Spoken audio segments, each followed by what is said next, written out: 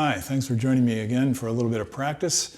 And that's what I'm going to be doing today, because as I said in the last episode, I was flipping around and I realized, oh yeah, I haven't played from the first volume of 21 Lip Flexibilities by Nathan Ost. So I was flipping through and I saw a couple of these etudes had stars on them. And for me, that means I need to come back and practice this at some point. So I thought, oh, I'll work on it. And immediately I found out where the issue was. And that's good, because now I know, oh, these are things that I kind of need to keep fresh. I need to remind my body of the skills. I need to wake them up. And a lot of it for me was fingering stuff, which I don't practice all that much since I'm not primarily a soloist and spend a lot of time in the orchestra. Yes, we have tricky fingering things to do in every part of the business, but probably the soloists and the brass quintet players get most of that. People who know how to write for trumpet avoid those keys. I used to play in a band with where the composer was a keyboard player and a guitar player, and his brother was a guitarist as well. And so he always wrote things that were good guitar keys, which is a lot of sharp keys, E and F sharp and so forth. Not great keys to play B flat trumpet on, but it is what it is. So this is number 7 in the first volume of the 21 Lip Flexibilities. And I'm going to play through it. I want to see what the tempo is.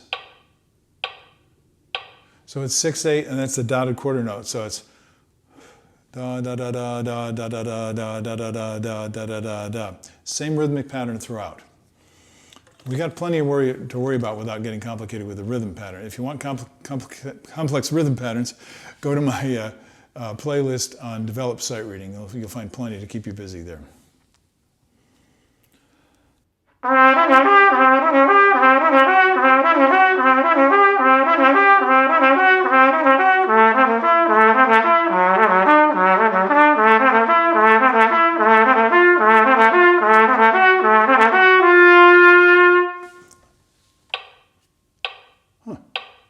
Pretty good.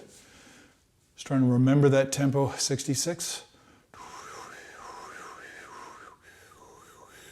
So for me, there was only one bar that felt technically difficult, and that's the low F sharp. I'm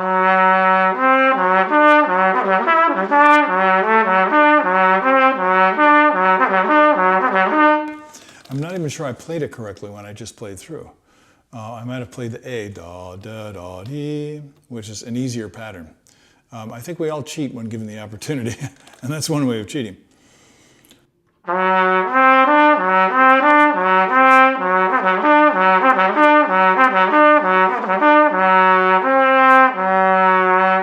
So that still feels pretty bumpy to me. Now, in the last episode, I worked on number 8 from this book, and this has a lot of the same problems. So if you want to know how to practice it, you can go over to that one. And I'll give you a lot of specific advice about how to do it. I'm not going to reiterate that here. But what I am going to add in is something that most people don't do. We see that everything is slurred. And of course, if we're working on lip flexibility, that means you're working on kind of continuous lyric style of playing, and you're not doing much articulation. But one way of thinking about flexibility is it's actually about being able to move around the horn in terms of intervals and range and dynamics with as quickly and as gracefully as possible. Speed does have a lot to do with it. But I'm going to go back and practice this with the tongue. And I've mentioned this many times before, but most of you are going to find that the tongue kind of helps to secure the notes. And that's great. But when you have repetitive patterns like this, I like to go back and forth between tonguing and slurring. This is one of my basic practice techniques.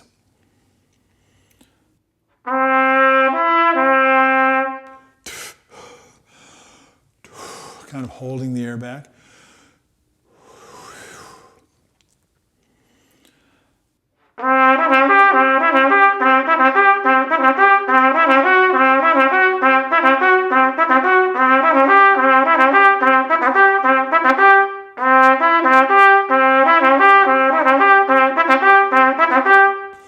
And I'm always looking for the music, so I want some buoyancy, some bounce to it, maybe some character, maybe something that's lighthearted.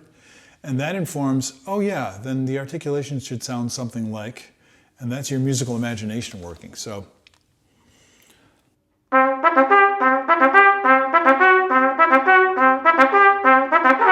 that actually sounds a little bit, the impression I'm getting is it sounds a little bit straight-laced. It sounds a little bit pedantic, taking itself way too seriously. So I'm going to play it differently.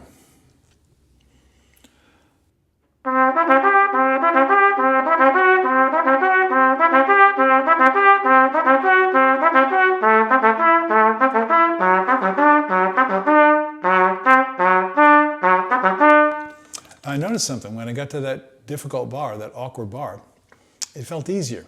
Maybe that's because I just practiced it a little bit, or maybe it's because I'm using the tongue.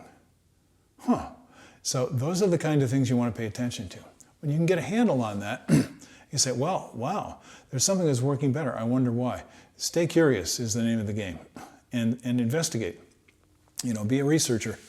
Have some scientific curiosity. You know, be like Leonardo da Vinci. You know, where you're looking at the world and you're saying, I wonder why that works. I wonder how that works. That's the kind of mentality that you need to bring to your practice. These exercises can get really boring otherwise. And most people, especially if they're advanced players, will play something and say, oh yeah, I know how to do that. And I'm going like, well, I can do it. It sounds pretty good. Can I do it so that it's more expressive? Can I do it so that it sounds better? So I'm just sharing my values with you. And I hope that some of you out there have these values. If they do, I hope they give you enough pleasure in the achievement of them to keep you going, because that's what it's all about. So I'll see you later on. I hope you have an opportunity to make some music today and enjoy the process. Have a great day. Bye-bye.